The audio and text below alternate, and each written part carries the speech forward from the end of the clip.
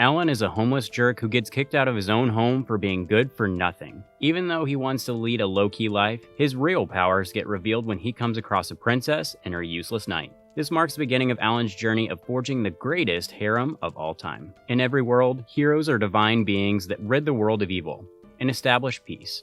However, for these heroes, a tragic fate awaits as some of them get betrayed by their own comrades, while others fall prey to enemies' cunning traps.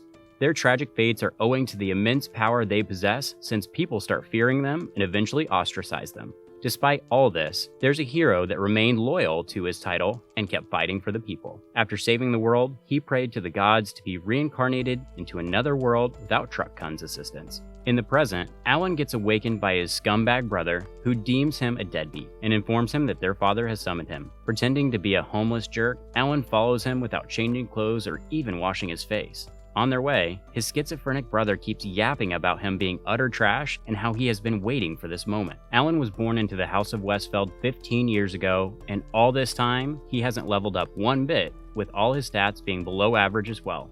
It was also discovered that Alan possesses no gift at the blessing ceremony held the other day. According to his father, every child is born with a gift as a favor from the gods. But being the worthless loser he is, Alan gets disowned by the gods as well. With this, Alan gets banished by his family and gets kicked out. Despite all this, Alan is insanely overjoyed because he has been waiting for this moment. He wasn't expecting to be reincarnated as the son of such an awful duke and decides to venture to the outskirts. Owing to his insane plot armor, Alan still possesses his hero abilities from his previous life. On his way, he notices a woman with two massive reasons to be liked by others fighting some monsters. He immediately recognizes her as the first princess, Lisa Adestella, and reminisces about the time when Lisa stood up for his sorry ass when nobles were mocking him for being useless. Meanwhile, Lisa's knight urges her to escape, but being a dumb woman, the princess starts crying like a and sits there like an NPC. Even though Alan had no intentions of using his powers, he refuses to let his friend die, and rushes to help her. As the monsters are about to finish her off, Alan appears out of nowhere and saves her sorry ass. He then proceeds to defeat the remaining monsters as well after discovering their cores. Meanwhile, the knight apologizes to Lisa for being an incompetent, but Alan heals her wounds. Lisa and the knight question Alan regarding his overwhelming abilities, but he makes some random excuses and gets away with it. The princess then reveals that she had received a divine revelation and was guided towards the Clume village for some reason. Even though she regrets having that useless nobody as her knight, there's nothing she can do. With this, Alan suggests that they continue their conversation at some other place and fixes the carriage. On their way, Alan reveals whatever transpired with him, but he doesn't give a Even though it would be quite useful to the kingdom, being an introvert, Alan hates people and wants to stay away from them. For some reason, they are now traveling together as they eventually reach the Clume village, which was awfully quiet. Alan also comments on the absence of monsters on their way and wonders if something is scaring them off. After roaming around for a while, they notice some villagers gathered at a place where a flat-chested girl gets kicked out of an old man's house. It turns out the girl is the current hero Akira. Having the memory of a goldfish, Akira refuses to recognize Lisa and gets scolded for it. Akira also possesses the ultimate gift, Braver, and according to Lisa's revelation, she has to save this useless hero. Before proceeding further, Akira suggests that they have lunch, where she explains that they have to slay a dragon. She explains that on her way to the village, she came across a girl who had escaped from the village. The girl tells her that the village wants to sacrifice her to the dragon for protection. Akira tried negotiating with the village chief, but got kicked out because she was way too flat-chested. With no other option left, she has to slay the dragon herself. Upon hearing this, Alan tells her the entire village depends on that dragon to protect them, but Akira doesn't give flying F's about them and persists with her decision. Lisa also follows her because she is supposed to protect that useless hero.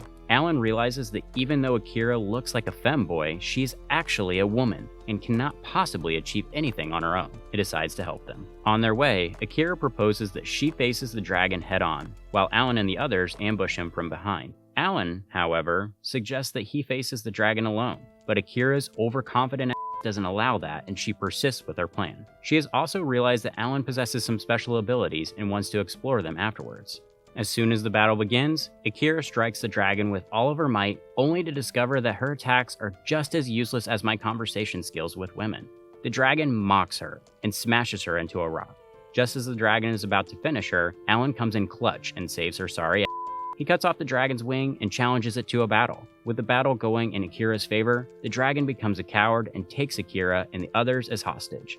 Alan, however, doesn't care about them and slays the dragon nevertheless. At this point, he has realized that gender equality is just a myth and these women cannot do anything alone. So, he decides to travel alongside them. The following morning, Alan wakes up to find Lisa staring at him like a creep as he questions the others. She tells him that Akira and her useless knight are sparring, even though their sword skills suck just like my grades this semester. Previously, Lisa had healed Akira using her magic, and it is revealed that she is actually a saintess. She apologizes for not telling him earlier, but Alan understands her circumstances. He reassures her that her secret is safe with him, and with this, Akira challenges Alan to a battle, knowing that she would get folded immediately. Following this, as they are about to leave, Akira decides to travel alone and take the girl alongside her as well, since she doesn't want to travel in a wagon. Akira also apologizes for relying on Alan way too much and just realized that she is a pathetic loser. Alan realizes that she's an attention seeker just like you all, and needs his validation, so he offers some words of reassurance. With this, Akira leaves alongside the girl, with Alan and the others commencing their own journey.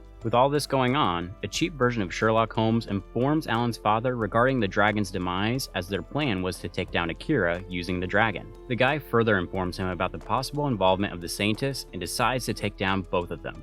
Alan's scumbag father further questions the guy regarding some elf, as he tells him that he'll handle the situation himself. Meanwhile, Lisa informs Alan that her friend is a swordsmith in a nearby village and was wondering if she can forge a sword for him. Alan shamelessly agrees to this because he's a homeless jerk who doesn't have any money. At night, Lisa accidentally falls asleep on Alan's lap and gets embarrassed. It is then revealed that Alan and Lisa were previously engaged to each other, which further embarrasses her. Well, she eventually ends up falling asleep on his shoulder, which turns Alan on, but he holds his nasty desire back. He then reminisces about the time when Lisa started simping on him, but he was way too young to understand her, not like he can understand women anyways. The following day, they reach the town where Lisa's friend lives and reach her home. Upon reaching there, Alan wonders if she's really a swordsmith or they're about to get bamboozled, but he decides to trust Lisa and enters the home, hoping this isn't the start of another harem anime plot. As soon as they enter, they come across Noelle lying on the floor, which scares Lisa, but it turns out that Noelle was just exhausted and taking a nap. Lisa heals her and Noelle wakes up. Following formal introductions, Lisa asks Noelle to forge a sword for Alan, but gets brutally rejected as Noelle tells her that she is already stacked with multiple orders. Seeing Lisa's persistence, Noelle appraises Alan's old sword and realizes that it has been utilized to its full potential and changes her mind. She aspires to forge a sword that far surpasses the divine sword that heroes wield and kicks all of them out. All of this reminds her of a person named Vanessa who had inspired her to become a swordsmith and vows to forge the greatest sword of all time. As Alan and the others are heading towards the town, another flat-chested girl is spying on them and reports this to the cheap Sherlock Holmes, who wonders who the fuck Alan is. Meanwhile, Alan was getting bored, so Lisa suggests that he visits the Adventurers Guild and trade the Red Dragon scales for some money, since she cannot feed a pathetic freeloader like that anymore owing to the inflation. Upon reaching the guild, Alan approaches the receptionist and asks her to exchange the scales for money, but the dumb receptionist gets shocked because she has never seen Red Dragon scales her entire life. Just then, the old butler and the flat-chested girl appear at the spot and question Alan regarding his adventures. The guy introduces himself as Horace and the girl as Mylene. He tells him that he's a jobless guy who is quite interested in hearing adventurers' stories. Seizing the opportunity to show off, Alan reveals everything to Horace, who leaves afterwards. Horace also realizes that Alan is a weak nobody who cannot even beat Yamcha, but Mylene is still a bit concerned about him. After some time, Alan and the others visit Noelle to get some update, only to find her collapsed on the ground. Lisa heals her, and it turns out that Alan's sword is already prepared, as she is way too excited for him to wield it. Later on, both of them visit the forest as Alan tells her that he could have tested the sword himself, but Noelle wanted to see his sword skills too. On their way, Alan's racist ass asks why she became a swordsmith, since dwarves are more suited for this job. Noelle tells him that the woman who raised her was a dwarf, and even though she didn't teach her anything about sword forging, she still learned a lot from her. As they continue their journey, Alan comes across Horace and his lackey once again, who question him about his job and leaves. Horace asks Mylene to follow Alan using her stealth skill. Following this, Alan slays some weak monsters as Noelle realizes that he is actually a flawless swordsman. She then decides to fight some stronger monsters and takes Alan to a deeper part of the forest. Upon reaching there, she notices that there aren't any monsters here, as they eventually come across a massive monster who had devoured Noelle's master, Vanessa. Vanessa keeps striking the sword while Noelle literally begs for her attention. She even tells her that she is hungry, but Vanessa doesn't give a shit about her and continues her work. Agitated, Noelle decides to eat whatever she finds in the house. She then grabs a massive sword and attempts to swing it around, but the sword was way too heavy for her and she ends up falling. Inspired by Goku's parenting skills, Vanessa keeps ignoring Noelle, and no wonder she ended up a failure like Gohan. The following day, Vanessa is finally done with her work and smiles. In the present, Noelle asks Alan to kill the monster, but Alan brutally refuses, stating that he doesn't have a reason to kill it and that it hasn't attacked them. Hearing this, Noelle grabs his sword and proceeds to attack the monster. Alan reminds her that she's just as useless as Zenitsu when he's awake, and her attack won't even tickle the monster. He further tells her that the monster is surrounded by a barrier and only a sacred sword can pierce it. Noelle believes that her sword is superior to a sacred sword, but Alan humbles her down by saying that it is nowhere near a sacred sword. Following this, Alan proceeds back to his inn where he meets Lise and her good-for-nothing knight, and informs them about the monster. He then questions their objective of visiting this town since they are not here just to get Alan a sword. Lise reveals that they are here to investigate the murder of their strongest general. According to them, various gifts have been used to investigate this case, but all in vain. This makes them believe that a demon is behind all this. Meanwhile, the weird butler instructs his flat-chested Lolly to take down Lise and Noelle. This shocks Lolly, but the butler reminds her that she has no other choice as a slave collar appears around her neck. Later on, Noelle proceeds to work on her sword after Alan provides her with some information on how to improve it. She keeps hitting the sword, just like my abusive ex used to hit me, and ends up falling unconscious. Back in time, the butler had ambushed Vanessa in order to kill her, owing to her exceptional talent since they cannot afford having keen swords rivaling the sacred sword. Vanessa attempts to take down the monster by herself, but her sword was way too weak to penetrate the monster's barrier, and she ended up getting devoured by the monster. The butler also wanted to finish off Noelle, but the useless hero appears in the clutch and saves her. Despite being a femboy, she somehow managed to damage the monster, and seeing this, the butler decides to escape. Even though Vanessa treated Nicole like Sakura, she still cared about him and cannot believe her sword shattered into pieces. From that day onward, fulfilling Vanessa's dream became Noelle's passion. In the present, after completing Alan's sword, Noelle ventures into the forest to take her revenge. She attempts to attack the monster, and this time around, she manages to wake it up and get smashed into a tree. Just then, the butler also appears at the spot and gets shocked by Noelle's persistence. The butler then reveals that he has been searching for Noelle and never thought that she'd be hiding in the Borderlands. Noelle recognizes the butler as the one who killed Vanessa and reminds him about it. The butler also remembers her and is excited over the fact that both Vanessa and Noelle would be killed by the same monster. With no other option left, Noelle approaches to attack the monster once again, but all in vain. The butler then offers for her to serve him because he's into flat-chested lollies. He then reveals that Noelle possesses a special gift, the eyes of the fairy sovereign, Gramsite, and it would be a waste to kill her. Upon hearing this, Noelle utterly rejects his offer and asserts that she would be better off dying than becoming his slave. With no other option left, the butler instructs the monster to finish her, but Alan appears just in time to save her sorry ass. The butler, however, deems Alan an idiot for leaving the princess alone since the flat-chested lolly is already on her way to kill her. The lolly attacks Lise in her bed, but finds a pillow there with Lise and the useless knight standing behind her. Alan also reveals that he had forged a barrier to nullify invisibility, so the lolly can't do anything. Despite this, the butler is confident in her skills and believes that she will accomplish her mission. With all of this going on, the lolly confronts the useless Beatrice, and the greatest battle of all time begins. Beatrice has the upper hand, and just as she's about to finish her off, this brain-dead idiot stops her and Beatrice ends up getting cooked. Lolly then proceeds to kill the princess, but hesitates, which makes the princess realize that she is just being used. Just then, Beatrice appears out of nowhere and renders the lolly unconscious, hence marking the greatest comeback of all time. Meanwhile, Alan also manages to kill the monster as the butler pisses himself and skedaddled like a scaredy cat. Alan then carries the unconscious Noelle back to his inn where they come across Lise. Later on, they confront Lolly and question her regarding all of this. The lolly, however, refuses to answer their questions and remains silent even after Alan removes her slave contract. Beatrice suggests that they send her to the royal capital, but Lise rejects her opinion because she's a woke feminist. Amidst all of this, Noelle remembers how Vanessa took her in when she was abandoned and decides to take the lolly with herself. After this, Alan locates the butler and surprises him with a massive slash. Before Alan could reach him, a demon approaches the butler and turns him into an annoying brat. The demon then reports everything to Alan's pathetic excuse for a father who is the mastermind behind all this. He mocks the demon for being too useless, who reassures him that he'll finish off the princess and Noelle soon enough. In the past, Princess Lise was traveling alongside some constipated-looking guy as they were ambushed by monsters. The guy instructs Lise to stay inside and rushes to counter the monsters. Lise addresses him as uncle and peeks outside the window. Suddenly, a monster attacks her, and the guy saves her sorry ass.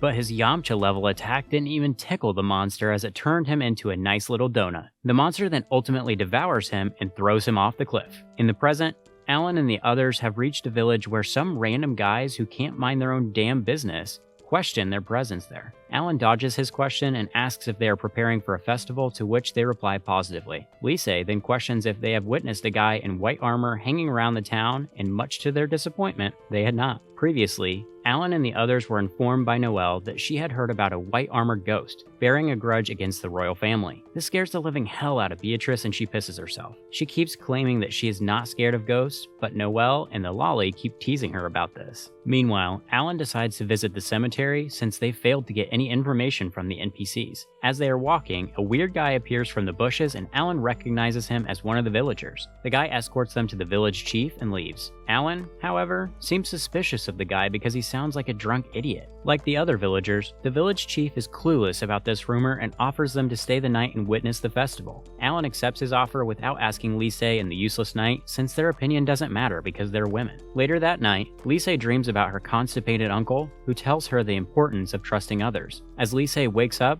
she notices the door open and her uncle standing outside the inn. She rushes towards him, but the uncle leads her to a cemetery where countless corpses ambush them. It turns out that Lise was still dreaming as she suddenly wakes up and finds Alan standing beside her. Alan, who was here to steal her panties, gets a hug from Lise out of nowhere. The following day, Alan and the others witness the weird festival. During the performance, the drunken idiot invites Alan and Beatrice to dance, while Lise watches them from afar. Suddenly, she notices her uncle and follows him to the forest. It turns out that Lise is not dreaming this time around, and her uncle looks constipated as ever. Lise addresses him as father, but the guy reminds her that he never met her mom. He then reveals that he was hiding somewhere to take revenge from the royal family. He further tells her that her father, the king, wants to kill her, which confuses Lise. The guy tells her that the king is targeting those with natural gifts, including Noelle, the general, the hero, and Lise herself. All of them possess gifts that can take down the entire country, and the king fears them. He offers her to join him and help them defeat the king. Lise, being a useless waste of space, believes that they can come to an understanding if they settle down and talk things through. This infuriates the uncle, and he proceeds to kill Lise. Just then, Alan appears at the spot and saves her sorry once again. I've lost count of how many times Alan has saved this useless princess.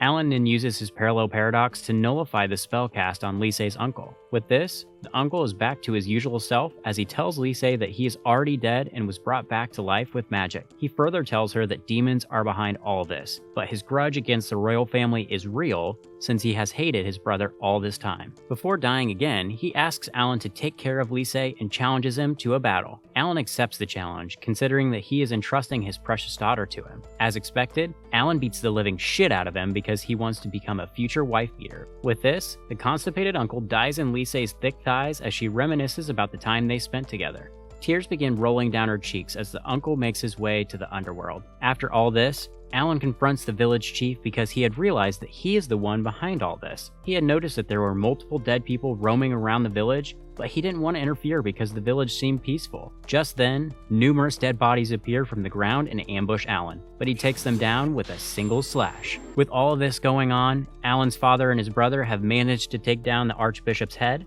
and meanwhile, Alan and the others continue their journey towards the royal capital. On their way, Lise is informed by some knights that the general has returned out of nowhere. Back when Brett and Ellen were still kids, their kind mother passed away, which made things terrible for Brett, who was considered a loser by their father. Even the maids, who had nothing better to do, considered him a failure who just played around the entire day, while Alan was considered a prodigy. Brett ended up hating Alan for this reason, and even refused to play with him. Growing up, Brett's hatred for Alan skyrocketed. and Alan's kindness made it even worse. Just then, Alan wakes up from this nightmare and gets infuriated about remembering all this. He greets his father, who is laughing like an idiot while reading the letter, just like I laugh after reading my old conversations with my crush. He announces the beginning of their revenge, while Brett is daydreaming about becoming the king. Meanwhile, in the capital, rumors regarding the return of General Cyril have spread across the masses who are concerned about this. Amidst all the chaos, another knight and his subordinate are heading towards the castle while discussing this matter. They wonder if the general is an imposter or a ghost. Despite this, they are determined to protect the kingdom if anyone tries to harm it. On their way, they come across a mysterious guy who turns out to be an archbishop. The knight questions his presence there as the bishop tells him that he wants to discuss something with him.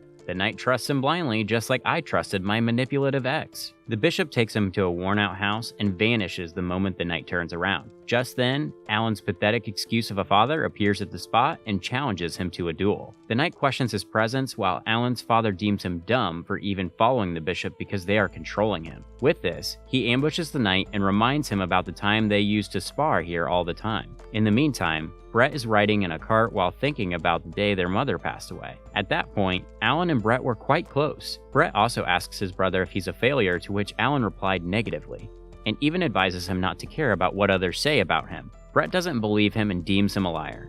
After some time, it is revealed that Brett has leveled up earlier than Alan, and his father's attitude towards him changes completely. He starts praising Brett and deems Alan a pathetic loser. His mood swings are even deadlier than my sister's. Alan, however, doesn't give a shit about his opinion because he's a feminist. Years later, Brett confronts Alan regarding this, but his statement remains the same. He tells Brett to remember him if he chooses the evil path. Just then, the devil appears before him and questions him regarding their plan. Brett reports everything to him, but the devil is not sure if they can deal with the knight. Brett tells him that his father is dealing with him, but if things get worse, they can proceed with their plan with his special ability. In the meantime, the hero and Sarah are venturing through the town where she instructs her to stick close to her. As they are wandering around, the hero notices someone following them and lures them to a quiet place. Just then, 4 mysterious guys appear before her, but they know they cannot defeat the hero like this. Suddenly, Sarah feels a throbbing headache as the guy reveals that they have inscribed a magic circle to her body and will use her fuel for an explosion. They offer her to run away and leave the child behind, but the hero refuses and gets caught up in their attack. In the meantime, Vice Captain Clark and his men get ambushed by another mysterious guy who obliterates them immediately. With all this going on,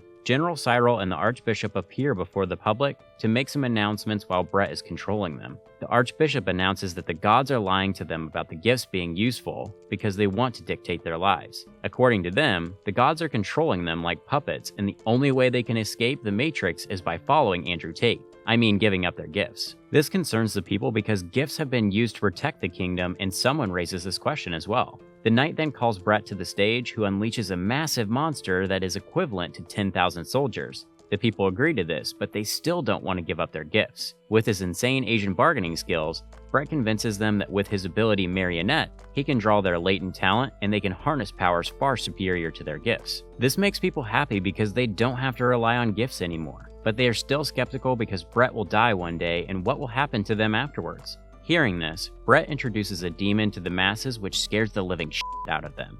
Brett reassures them that they have managed to formulate a cooperation with the demons, and they were able to reveal the truth owing to them. He further tells them that these demons are the ones that will grant them powers besides gifts. As people are singing his praise, Brett deems himself more than worthy to rule this entire world. In the meantime, the knight is still battling Alan's father, who is overpowering him and even manages to get him on his knees. The knight cannot even see how his gift hasn't been nullified and realizes that it must be because of his level. According to Alan's father, raising one's level means raising the status of their spirit, and it makes them insanely overpowered. With all this going on, Vice Captain Clark and his men are getting obliterated by the demon.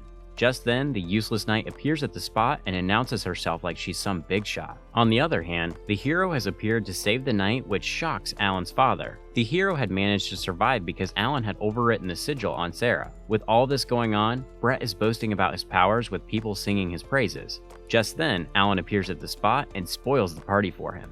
Brett questions his presence there and calls him a fat loser. Amidst all this, Lisey's useless knight is up against a literal demon as she questions their intention. The demon reveals that they want to get rid of individuals with overwhelming gifts, such as the general and the archbishop. As he is spouting all this, the lolly is transmitting this conversation to the public through Alan. The demons want humans to give up on their gifts on their own free will. Being as short-tempered as my little sister, Brett accidentally reveals that all of this was a scheme. Just then, Princess Lise also appears at the spot and clarifies everything to the public. She reveals that the monster Brett had just revealed to them was used to assassinate her, but they failed. At this point, Brett has literally lost his mind and he starts laughing like my teacher when she fails me. He attempts to control some knights using marionette, but Alan interferes and severs his threads. With this, the Archbishop and General Cyril also fall to the ground because Brett was controlling them all along. This further infuriates Brett as he unleashes monsters to the city and people are forced to take shelter. Alan considers this his failure because he was supposed to discipline his brother. Brett, on the other hand, jumps from the roof to attack Alan and gets his ass whooped by his 1E-chan. With this, Alan informs Lise that he will head towards his father to stop him. In the meantime, the useless knight and Lolly have managed to defeat the demon. I guess they're not trash after all.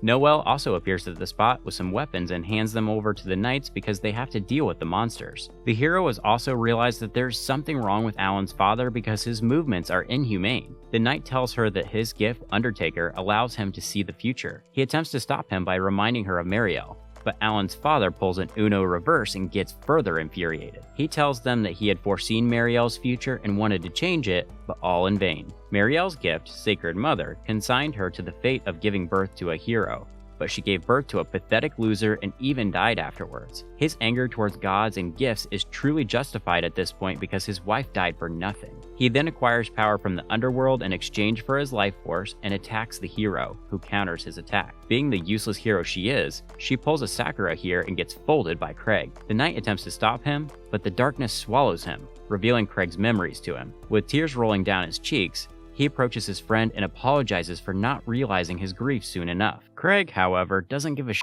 about him and stabs him. As he's about to finish off the useless hero, Alan comes in clutch and saves her sorry once again. Craig underestimates his useless son and attacks him, but much to his surprise, Alan manages to block his attack rather easily. The battle proceeds as Craig's attack envelops Alan in utter darkness and drowns in his father's bottomless despair. He even visualizes memories of his parents back when he was born and gets shocked to see that Craig actually loved his wife. He realizes that he was too scared to care and ignored everything related to his family. He then decides to free his father from this utter despair and unleashes a plethora of attacks on him, but all in vain. With no other option left, Craig sells his soul to the underworld and creates a massive tornado of darkness that covers the entire town. Seeing this, Alan unleashes his ultimate skill Flash and enters the tornado. He realizes that his father had suffered all this time because of his weakness. He concludes that hiding in anger is no different than running from the pain of being betrayed and ends his father's misery. With this, Craig departs from the world with tears rolling down his cheeks and cursing his son. After this, the king expresses his gratitude towards Alan for saving the kingdom and offers him to become the Duke of Westfeld, but Alan refuses. The king was expecting this answer from Alan because he's used to getting rejected by people. Meanwhile, Alan has decided to stay in Granholm because that place is quite convenient, and as he's conversing with Noelle, Lise appears at the spot. She asks to take her with them as well because she is now the Duke of Westfeld, which shocks them. Her useless knight, however, cannot accompany her because her family doesn't serve the Duke of Westfeld. It turns out that Lise is all alone now and she wants Alan to accompany her. With this, their journey begins. Amidst all this, someone is keeping an eye on Alan and wonders why he decides to reincarnate now. If you like what you're seeing, like, subscribe, and turn on the notification bell. Watch this next video.